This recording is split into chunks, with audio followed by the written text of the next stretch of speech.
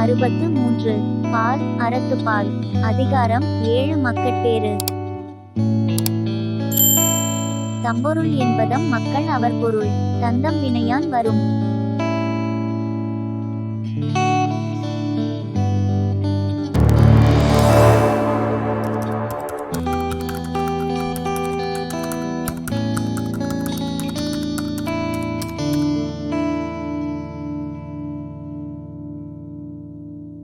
விளக்கம்.